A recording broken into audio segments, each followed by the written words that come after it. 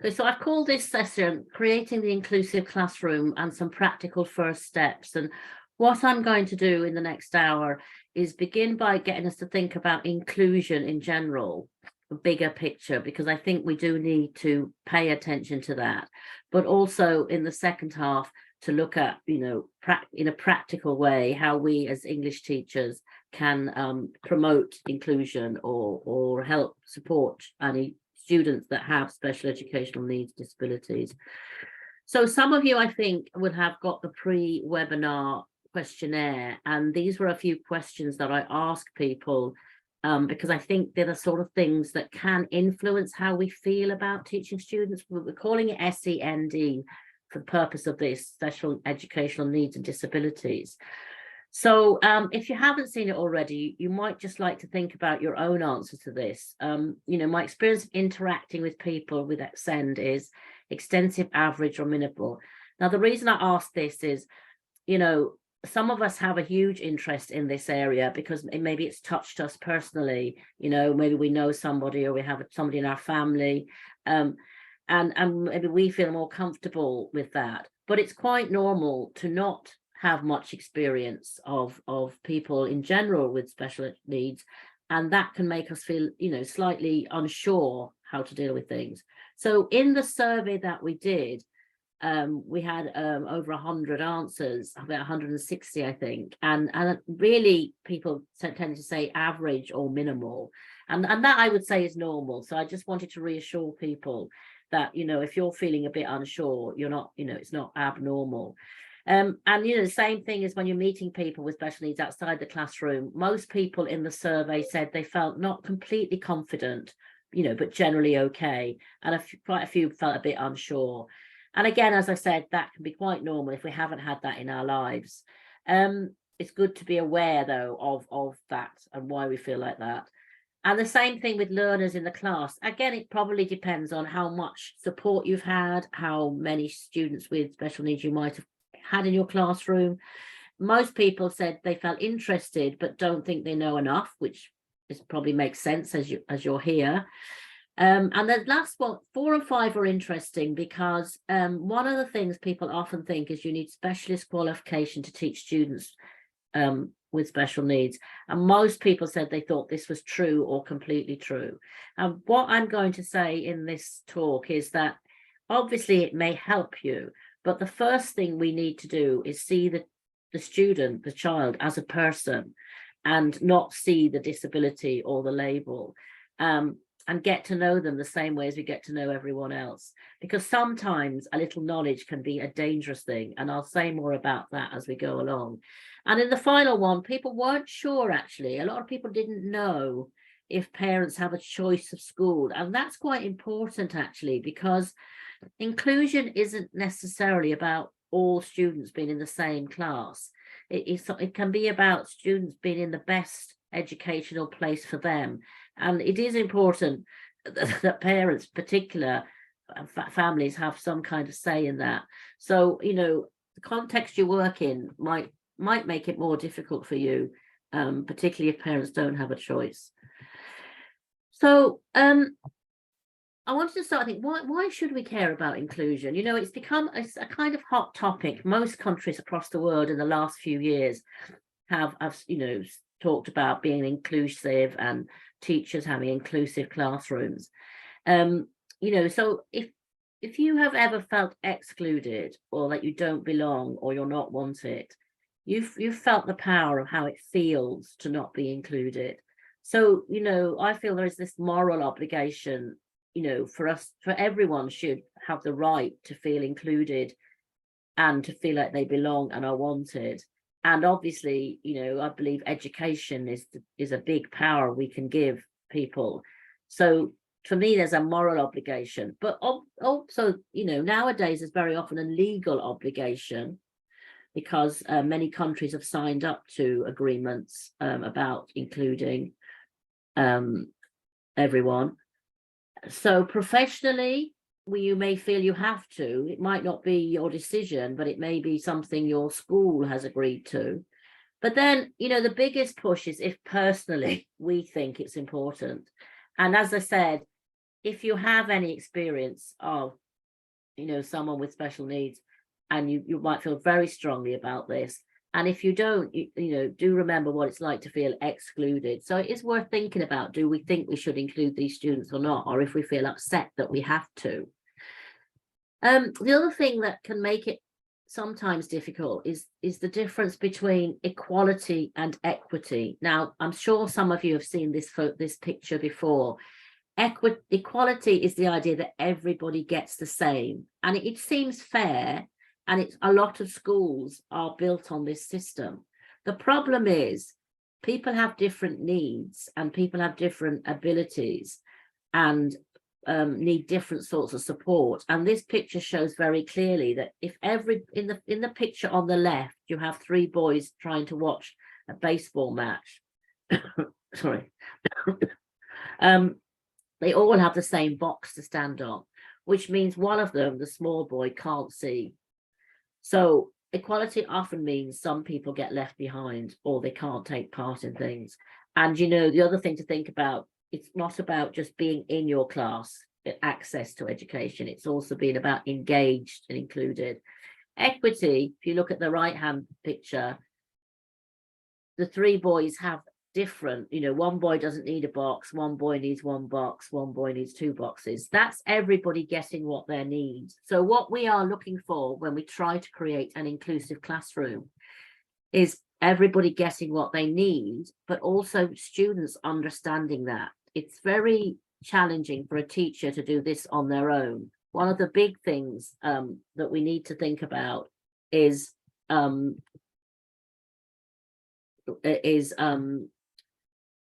bringing the students into this, so that everybody in our classroom knows, for example, that everyone gets what they need as much as possible, and that people may have different needs at different times, and we need to be helpful. Now, there's another version of this where all the barriers are taken away, which some of you may see, which I guess in an ideal world, that's what we would like. But unfortunately, we're a long way from an ideal world. But that's not to say people might not be working on removing some of the barriers for some students. I also wanted to say that inclusion really, although we're talking about students with special educational needs, disabilities, is not just about students with disabilities. And the Centre for Inclusive Learning Education has said it's about everyone being supported to feel that they belong. And it's also increasing participation for children and adults, and and really linking with the community. So one of the questions I would ask you is your local community represented in your school? How much contact and knowledge is there in between the school and the community? Do people from the community work in your school? Do our parents involved in advising you? This is something we often fall down on. And it's also about improving schools for everybody. And creating inclusive also means all teachers, everyone who works in the school should feel included. So it's a much bigger thing than just talking about the students who have special educational needs. So I thought also I wanted to look at what are potentially some of the objections you might have, or you might have heard from colleagues or from other parents about this idea of having students with special needs in your class. So one of the things I said is I'm not qualified to teach those learners. And as I said, what I would say is good teachers know how to include people, and I'm going to go through a list of that in a moment. But you can have compassion, and you can have understanding, and you can get to know your students without doing a PhD in special needs. That's not to say it might not help you, but be reassured you don't necessarily need it. Other children's, sorry, excuse me, that was my phone, I must turn it off. Other children's learning will suffer if we include children with special needs. So that's an interesting one, and you sometimes worry about what parents will say. What I would say about that is children benefit from being with children who have a variety of needs and come from different backgrounds, and learning how to cooperate with each other and to be empathetic and supportive. And children by nature are inclusive. it's adults that often have the panic about things. It might feel like it takes a lot of extra planning, and of course, if it takes extra planning, we might never get round to it, or it can feel very stressful. So what I would say is that things that help students with special educational needs, disabilities, actually help all your students, and some of it is just good practice, which we will look at in a moment. And if you are designing an activity, I think you should always think about what I call the ROI, return on your investment. So if you're putting a lot of time into something, you know, make sure it's something you can use again, rather than it's just one off for one student, because that, of course, is going to be stressful, and we might, you know, stop doing it. The other thing is, when we think about something like differentiation, adapting for different students, differentiation can just be as simple as knowing which students you can ask first to answer a question, or knowing which students are better working with another student, or who is good at writing or drawing and who is good at speaking. You know, all of these, as teachers, you differentiate all the time. So don't be frightened about this idea. And of course, we also worry that maybe these children, you know, will never be independent learners. And I would say that's the issue there, and that is a problem we have in the system, is that if they are expected to take state exams or the same tests as everyone else without any allowances, of course that can be difficult. But in fact, that doesn't mean they won't make progress, and we need to find ways of showing them that we know they've made progress. So here are the counter arguments. You know, I've mentioned some of them. So students with SEND need good teaching strategies that all students will benefit from. Now, there's been quite an emphasis recently on what we call 21st century skills, what is needed for people to succeed in this century, and what work placements in particular need. And the things named are things like empathy, understanding others, working together, good citizenship skills. All of these you children do get from being in inclusive classrooms if they're run well. Other parents may need reassurance of the benefits, and they may need to know that their child is still valued. What I always say to parents is, if they are complaining to me about, you know, someone in the class getting extra help, what I always say is, okay, I won't talk to another parent about your child, so I'm not going to discuss another child with you.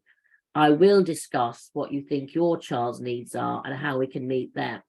And I think it's the same with, you know, other students. If they are complaining, you say, you worry about yourself, I'll worry about everyone else. We have to have an answer to these objections. And this is what happens if we truly believe in inclusion. If we are already a bit fed up and we think we're not supported, you know, then it's hard for us to have an answer to these questions. But there are answers. In fact, part of the problem really is that, to be honest, a lot of governments are calling it inclusion and they're not resourcing it, and they're just throwing everybody in together and letting the teachers get on with it. So it's not surprising that teachers, you know, sometimes feel fed up or have these objections. So it does take a bit more planning, as I said, sometimes, but it should improve learning for all students. And don't spend time planning things that might only benefit one person once. And students with SEND can make progress when they feel they belong and are noticed positively. And I'll give you an example. I had a friend when I worked in Germany. I had a friend who her parents were German, and she had been brought up in America until she was 12 or 13. And when they came back to Germany, she couldn't write German, although she could speak a bit of German. And every Friday in her class at school, they had, you know, a dictation.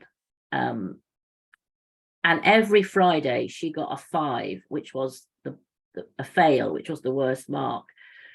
But she said every Friday the teacher wrote something positive, like noticed if she'd made improvement, and gave her one thing to work on, you know. So well done, you know, you have all the verbs in the present correct. Now work on the past tense of these verbs, or something like that. So she always felt, you know, included and she felt encouraged. Now, I would say that is not a teacher who has done an MA in inclusion. I think that was a teacher who had compassion and common sense, and he was able to encourage the students. So I think it's a good example of what you can, and by the end of that year, she was obviously not failing and got much better, with so look, well, that was the general sort of thing I wanted to say. Let's look a bit at terminology, and what we mean. And this is ever changing, and it may be, in your country as well. One definition that from the UK is students of special education. Actually, I'll let you read this first rather than me just talk over it. I think that'll be better.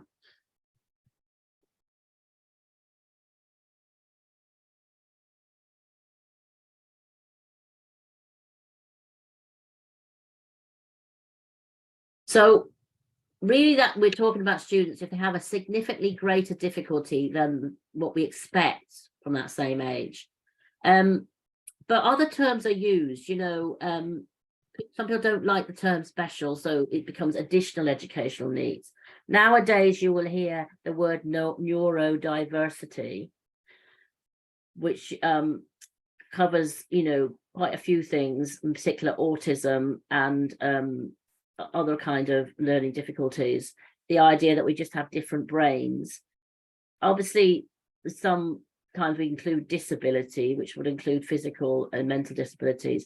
And sometimes we think about, what about those students who are, above the ability, and we used to call them gifted and talented. Now, I think, labels do change, and they can be important because, and, some people would very much argue about the need for example, neurodiversity being, there's nothing wrong with you. We just have different brains, and different brains have different strengths. But I think if you get caught up on the language, I know people who use the right language but are not compassionate with students. I know people who don't really know the right language and worry about that, and are actually very good teachers and very caring to all students. So, as Maya Angelou, the American poet, said, people will forget what you did, they'll forget what you said, but they won't forget how you made them feel. And, this is what I really want to emphasize. So look, I talked about labeling. I thought about the danger of, a little knowledge being a dangerous thing. I just want you to have a look here, and maybe you could put in the chat box, look at this picture of this little boy. And just by looking at him, what do you think he's like? What do you think his personality like? What do you think his, when you look at him, what adjectives come to mind? So I'll just have a quick look if people can put a few things. Cheeky, sparky, curious, brainy, intelligent, playful, funny, cute. Right, people are very good in the chat box, actually. Okay, so we've got lots of, and generally fairly positive adjectives when we've looked at this boy. Now, I suppose I have led you astray a little bit, because what I wanted to say is, we don't know what this boy is like from looking at him, but he does wear glasses. So, the way his face, the way he's smiling, and the glasses he's wearing may make you think, oh, that says something about him. But you wouldn't think, okay, he's wearing glasses. I've done a course about how to teach people wearing glasses, so I know how to teach him, because they're all the same. And the reason I wanted to say this is because that's what we can be like if we read a book or we do a course about ADHD or, speech and language difficulties or autism, without being, in a well-meaning way, we can sometimes end up labeling the student more than ever. Oh, I know how to teach him, he's got ADHD. Oh, I know how to, I've read a book about that. When actually it's completely stupid to say you know how to teach people wearing glasses because you've met one person wearing glasses. So you still have to see the person, is the point I'm making. And some of those things might give you some general tips, but they don't work for everyone, because these, students still have personalities and lives and different backgrounds. So I wanted to address that idea of, what do we know already that works, and what do good teachers do that actually helps everyone, but particularly will help students that have maybe extra needs. So hopefully we try to personalize lessons, try to get the students to use the language in a context which is about them or meaningful to them. Identify the needs and strengths. If you've got a student that's great at drawing and wants to draw something on the board for you because you're not very good, or a student who's really helpful and you can put with the shyer students, this sort of thing. Very important is to teach in a multi-sensory way, and I do think language teachers very often do this. You need to see something, hear it, feel it, touch it, do it, in different recycling ways. Break down things into manageable chunks so that you're doing things step by step. The task is not too big. Recycle, and I said, and review. So come back to language. If you've been teaching colors one day, you've been teaching clothes another day, bring the colors and the clothes together, some kind of activity on a washing line of clothes and, describing or what's missing. But, we know we have to come back and review and use it.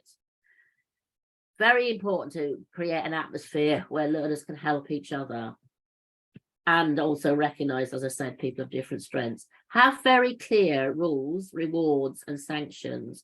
Now, you need a bit of flexibility because particularly students that are, struggling with paying attention or sitting still, you can't keep punishing them. But I would say have few rules stated positively and, a couple of sanctions.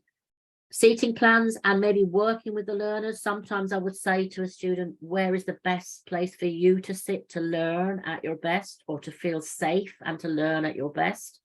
That might not always be the same place. Instruction's really important because many students that have a special need have difficulty with what we call working memory. Working memory is the part of your brain where you hold something long enough to act on it. If you think about your computer, it's like the cut and paste function. You cut something, you put it on the clipboard, and then you paste it. The clipboard is like your working memory, holding it long enough to act on it. Many special needs, such as ADHD, dyslexia, speech and language, they can have impaired poor working memory. So when you give instructions, use visuals, use gestures, for listen, check. You give an example of your own of what you want, get an example from the students, because students with poor working memory can look like they're misbehaving and not listening, but it's because literally the words fall out of their head. Notice what's working and do more of that. We have a terrible habit in schools of talking about problems and noticing the difficulties and getting stressed. So with all these students, there will be times when something you do works, and think about why it's working and do more of that.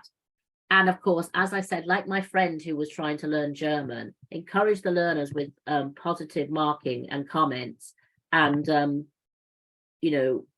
give them something to work on as well as, not just all negativity. So all of these things, I hope you can see, are good teaching techniques that help everyone.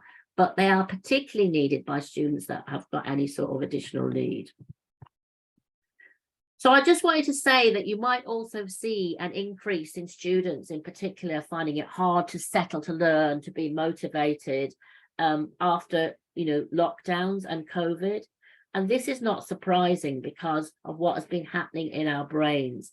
And I wanted to just say a little bit about the science of the hormones for us to understand what is happening with some students that we might find more difficult. Cortisol, some of you may know, is the stress hormone. We all need an amount of cortisol to motivate us to get up in the morning, to finish a task, to achieve things.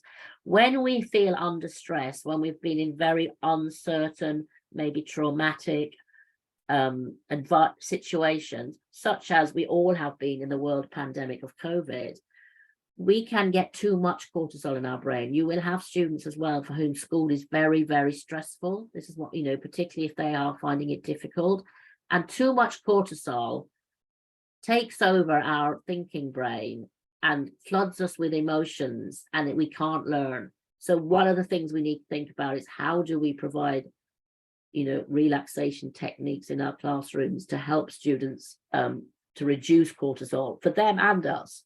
Even very simple things like a breathing technique where you breathe in for 4, and you breathe out for 7 through your mouth. Dopamine is the reward hormone. We all were lacking dopamine when we had lockdowns, and maybe that's why we were all eating chocolate, or in some cases drinking lots of wine, because it gives us a good feeling. Students need this to learn, but they also get dopamine from structure and routine, and achievement and praise. Serotonin, the happy hormone, you know, you might have heard of it. We need to feel happy to learn. We need to feel, you know, much easier to remember something if you're feeling you've got serotonin in your brain. And we get that from movement, physical movement, and having fun. You know, it's not all serious with these students. It's really important to do fun activities, have a laugh, you know, enjoy the classroom. And oxytocin, we sometimes call that the cuddle hormone. It's feeling connected, feeling, you know, we get it from touch, we get it from feeling connected, and that's been missing for a lot of students and a lot of us over the last couple of years. And sorry. So we need to do activities that encourage us to show how we're the same and what we've got in common. You know, even a simple activity like 5 things we have in common, 5 things that are different and unique about us, that can be something that helps, you know, that sense of belonging. So how do you create the inclusive classroom? We get onto some practical ideas. One of the things is many of you may have rules in your classroom, or you may have contracts of learning with your students. And, you know, it's really important we do this with the students in some way, but we need to make them values-based. What values do we want in our classroom for it to, you know, so one of the questions I'd always ask, for everyone to feel safe and have fun and learn, what rules do we need? And this is, and they need to be phrased like we, because we are a community, and they need to be phrased in the positive. What are we going to do? Yeah. Sorry, excuse me. So this is just an example. I'm not saying these are the right ones, but that's what I meant by ones that are maybe inclusively based. We respect each other. We always do our best. We are kind to ourselves and each other.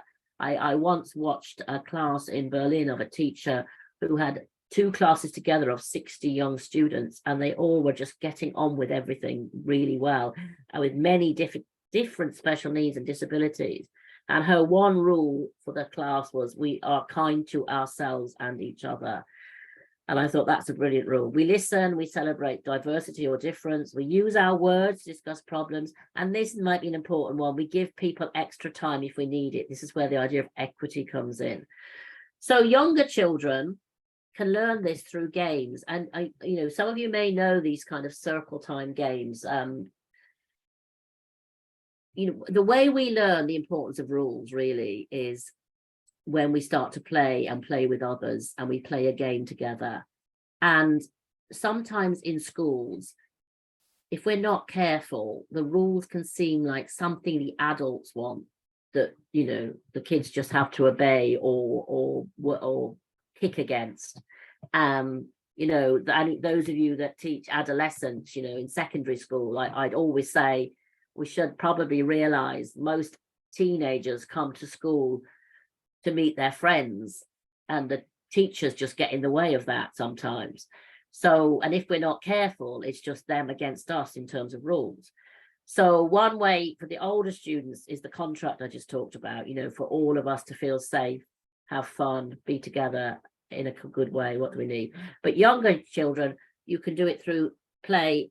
Circle time, you know, some of you may know these games. So everyone sits in a circle, somebody stands in the middle. They say change places if you like oranges, or change places if you're wearing green. And the idea of the game is to get up off your seat, move to another seat, and not be the one stuck in the middle. So you have one less chair than people. Leader of the band is, you might know it under different names, but someone goes outside as the detective. The group chooses someone to be the leader of the band. They start miming, playing an instrument, piano, trombone, whatever. Everyone copies them. The detective comes back in, stands in the middle, and the leader of the band can change from any instrument to any instrument when they want. Everyone has to follow them, and the detective has to guess who's the leader. Now, they're nice games to play, but the reason we play them is to say, okay, what rules do we need to make this game safe and fun? So, you know, for example, the first one, don't run, don't push, be honest if it's, you know, if it's true about you, you know, pay attention, focus, you know, and I would say expect the rules to be broken. So don't stop the game and just give up. Say, okay, stop now. You know, everybody's getting a bit loud, and, you know, someone got pushed over. What rule did we have? What are we breaking? Why do we need it? So it's kind of a way to have fun, but learn why we have rules. The other thing, so the other great tip I would say is, rather than worrying about all the individual needs, I mean, obviously we need to try and get your, you know, try and get to know them personally, but think about the different areas that different special needs may all have difficulties in. So working memory, as I said, is one thing, that idea of I can't hold it in my mind long enough. So special education, dyslexia, dyspraxia, ADHD tend to have these kind of issues. Empathy can be quite difficult for students with special education needs to understand the perspective of others, particularly if they're autistic, maybe they've got social emotional behavior difficulties. Sometimes those very gifted and talented students, you know, get very impatient with other students. They find it hard to empathize with them. They all probably need extra thinking time, particularly if you've got speech and language difficulties or general learning difficulties. So, you know, it is important to have that rule. We give people extra time if they need it. We are patient with each other.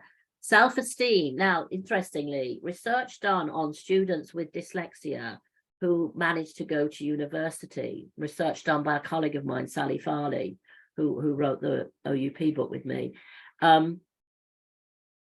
All the students said it wasn't so much about the techniques that were used that helped them. It was that some teachers didn't make them feel stupid. Some teachers, you know, helped them to understand, or somebody in their life helped them understand that their brain just worked differently, that they were good at some stuff. And, you know, it wasn't, you know, that there was something abnormal about them.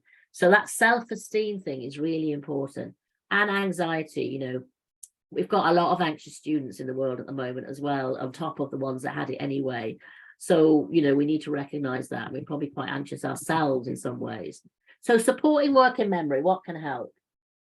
Keep your instructions simple, use visuals and gestures. Use, you know, picture icons to show the order of your lesson. So, you know, a picture of a book for reading, a picture of a, you know, an ear for listening, a picture of, you know, two little people for a pair work exercise, so that you can, you know, that I can keep checking where I'm supposed to be, what I'm supposed to be doing. I can see it visually. Short-term targets and rewards. If it's too big a target, I can't remember how to work towards it, or I will fail because it just won't be possible. Clear time limits for work, you know, give warnings when your time's nearly over, a 5, 4, 3, 2, 1 countdown, or going from red, orange to green on a kind of traffic lights. Brain breaks, I've mentioned. Mindful breathing, or breathing, balloon breathing, is when you get the students to imagine they're blowing up a balloon as big as they can and then let it down. If you can use online, more people are using online, or you have handouts. One of the biggest problems for students with working memory is if a teacher, which we all have done, I'm sure, in the past, is you quickly write something on the board for homework, and, you know, towards the end of the lesson, and they don't have time, because copying from the board is very difficult when you've got poor working memory, because you have to look at the board, remember what's on it, and write it down. So if it's on a handout or you can access it online, it's going to be easier for you, because then it doesn't look like you're being lazy. Often we think they're being lazy because they haven't done the homework, or they've half written it down in a messy way. The other thing that's hard if you copy in from, if you have poor working memory, is remembering what you've read. So you need some strategies for stop, think, what did I just read? And as I said, following instructions, you forget what's been said to you. So the big thing about empathy is we need to have lots of little activities in our daily classrooms, and the language classroom really gives you a chance to do this, where we have to think about others. So this activity, guess about your partner. Some of you might know it. Students in pairs, you ask them a question, they write down what they think their partner's answer is. They don't speak, they don't check. So, what's your partner's favorite food? What's their favorite color? And they kind of guess from looking at the person. It's good if they work with someone they don't know very well. Then they see if they're right. They're usually very interested in that because it's like an information gap. And then we, see if they weren't right, what did they base it on? Because it also shows some of our prejudices or biases, the way she looked or where she lives or something I heard her say. So that can be an interesting one.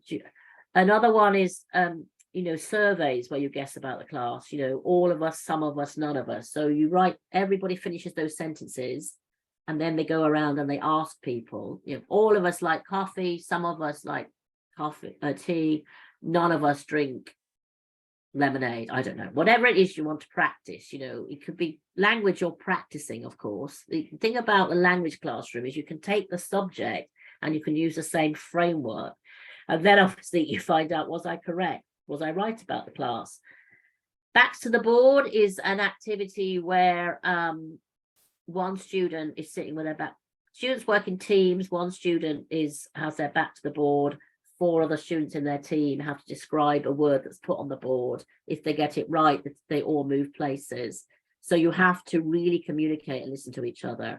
Answer for me is the idea of you bring a student out, 2 students stand behind them. The class asks questions on topics you might be wanting to revise or introduce.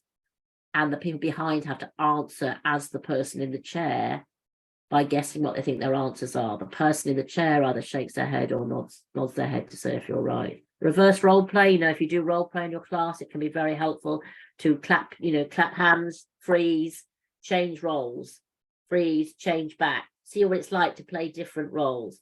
Doubling and shadowing, something similar if you're doing role plays. Somebody can stand behind you, tap you on the back if they want to change places with you and take over, or whisper in your ear to help you. What I've got here is, if you are working online still, any of you, you can do some of these through the chat box or through changing the names of people and getting them to answer as other people. And that thing I mentioned already, just doing exercise, things we have in common and things that are different, because actually inclusion is very much about how we have in common and connection and feeling like I belong, but also how we celebrate our uniqueness and how we're different. And isn't that great? Just run out of time. Developing self-esteem, again, notice and recognize strengths, have things like student of the week, and don't make it always academic. Perhaps the kindest student, the student who perseveres, the student who tells the funniest story, because we all do need serotonin. Buddy systems where students, pair up and support each other. And it could be a student with special needs that's got a special interest or can help another student. It doesn't always have to be the other way around. My secret friend is a great activity. Some of you might know it. You put all the names of your students in a hat. They pick one out. That's their secret friend for the week or for the 2 weeks or the month. And they have to find ways to be a friend to them without being obvious. So not running up and kissing them and buying them sweets. And you have to discuss what a friend is, but it's a really good way of getting students to think about others. 2 stars and a wish. I'm sure some of you know this assessment. It's that idea like the friend of mine from Germany had. You give 2 stars, things that you've done well, that that are correct. 1 wish is something to work on. And the inclusive classroom use. These are all about developing self-esteem. Okay, so managing anxiety is the final thing I was going to say something about on this. We all need ways of bringing ourselves into the present and regulating ourselves at the moment. What I said there to you about, the cortisol in our brain, particularly as a result of lockdowns. It means having things like brain breaks in your class are more important than ever. They will help those students that are struggling, but they will also help everyone. So very simple thing. When we are stressed, we're very often not in our senses or in the moment. So you might do an activity like this: 5 things I see, 4 things I hear, 3 things I feel, 2 things I smell, 1 thing I taste. Or you could do it as colors, 5 colors I see, 4 shapes, 3 soft things, 2 people. Very simply, or an alphabet, you might even do that as a game already, you know, very quickly, maybe in a pair as a team, we have to get something that begins with all the letters of the alphabet. Here's one. I thought we might try this. If you're sitting there and maybe nobody's looking at you, we might try a physical one, because particularly if you're going to be here all day on the computer. So this one, I'm going to do it. I'm going to ask you to do it with me. Hopefully it won't be just me looking silly. So I want you to stand up where you are now. Stand up tall. Find your feet on the, place your feet on the ground, and imagine you're a tree. So as you're a tree, your feet are the roots, your body is the trunk, and then I want you to reach up, take a deep breath in through your nose, and reach for the sky as the branches grow up, grow up, grow up. Enjoy the sun or the rain, depending on where you are, on your branches, and then breathe out through your mouth and bring it down.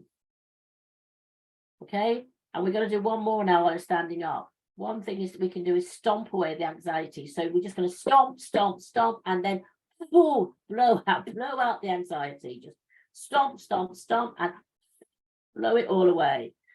So if you're standing up, you can sit down again now. Balloon breathing, I think I've mentioned, but balloon breathing again is that idea that I breathe in through my nose and then I blow out in a big, big breath. I make the shape of a balloon. And 4-7, which is also, you know, really useful in the moment, you know, 1 minute thing to do is literally just breathe in through your nose. You might want to try that now to sort of regulate yourself. Breathe in through your nose, the count of 4, and breathe out through your mouth, the count of 7. So you may know other techniques like this, but I think the point I want to make is it is important nowadays to have these kind of things in your lesson for all students, but particularly for those who may be, you know, struggling. So I think somebody was also asking about assistive technology. Of course, think about assistive technology. There's a lot of things around now that can help students, particularly if they're having problems with, you know, putting things, writing, or if they're having trouble with listening and understanding and writing, you know, quickly, or communicating what they want. If you have a student who has a lot of special needs, the first thing to do really is to find out what they do use, or to find, you know, you don't have to know everything. I'm just thinking here of the first time I had to think about how to teach a blind student was I had a blind student in my class and I knew nothing. So I had to ask her, what helps her? What do you use? What helps you? How can we help you? Do you want to talk to the class about how they can help you? Something I'd always ask. And I talked to the parents. It's really important to work with the parents because they know the child and they probably know what, you know, what works. So we do have to collaborate and work together. I think the danger is we always feel we should be the experts and know everything, when actually, in fact, you know, the experts are potentially the child, the student, and their family. But there are things like screen readers. Most of you probably know, if you're on your Microsoft Word, you know, if you go into Assistants, there's Speak, which will speak the words for you. There's things like colored screen overlays. There's somebody talking about changing font size and background. Now, there are some things suggested, some kinds of fonts that might be easier than others. But again, it can be very individual. You know, I was working with a girl once who had dyspraxia, and the school, she had dyslexia, I think, yeah. And the school had a talk from an expert who said mind mapping helps, making mind maps. And there was a computer mind mapping app. And her and her mum were having a terrible time with it because they couldn't use it and they were feeling more stupid than ever. So the first thing I asked her was, do you like using computers? Do you use them? And she said, no, I'm not really a computer person. So I said, you know, you can draw mind maps, you can get colored pens and you can draw them. And this was a revelation to her and her mother, who had been given a computer by the school, a laptop, and were feeling very bad because they couldn't make it, you know, use it. So it was a really good example of a little knowledge being a dangerous thing. The school had heard this information and had just applied it without any kind of thinking about or talking to the student about what kind of student they were. But there are mind mapping apps. There's things like a lot of students use, and you think about sometimes the difficulty with banned phones. A lot of students will use their phones for online diaries, reminders. You might have to think about that. And, you know, screenshots, photos of things. Quizlet, I'm sure a lot of you know, is very useful for, you know, flashcards and ways of remembering things.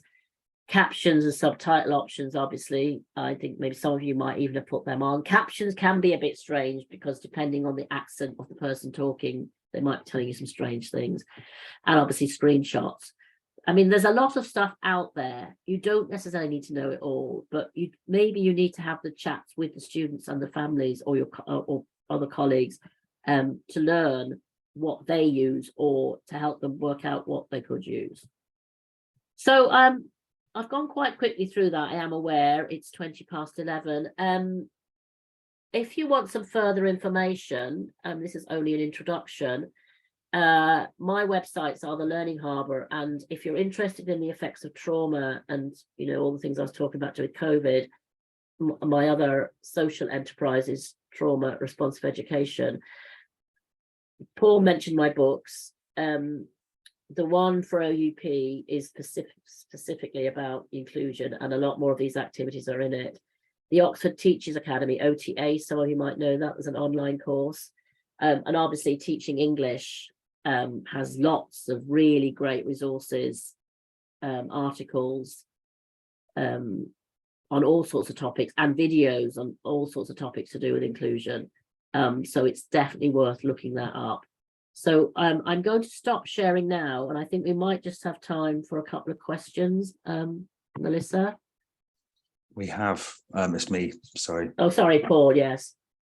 You're You're not Melissa. I'm not Melissa, no. I can try and be if you want, but sorry, no. No, you're all right, you'll do. Okay.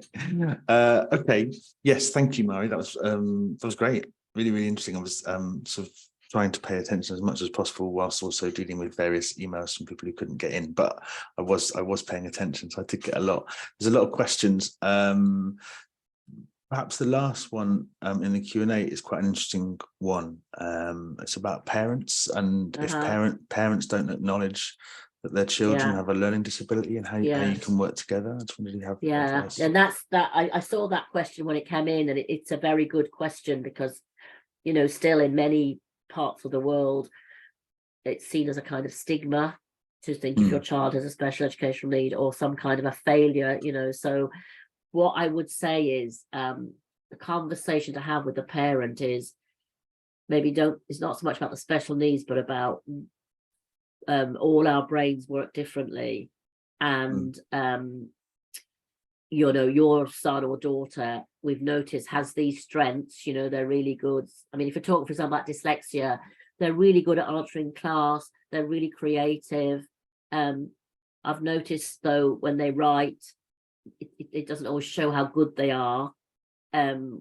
Which we're trying to look at how we make the most of their potential, how we support their learning so that they really can go as far as we believe they can go.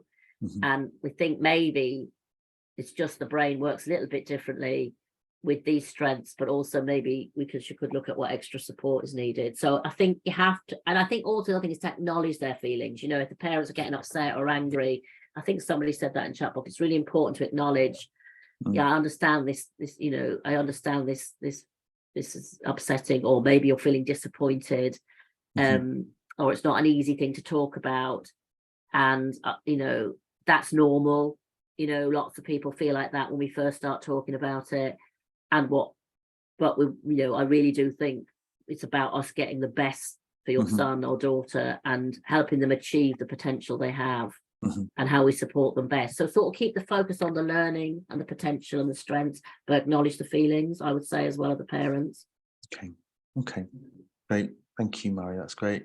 There's quite a few questions here about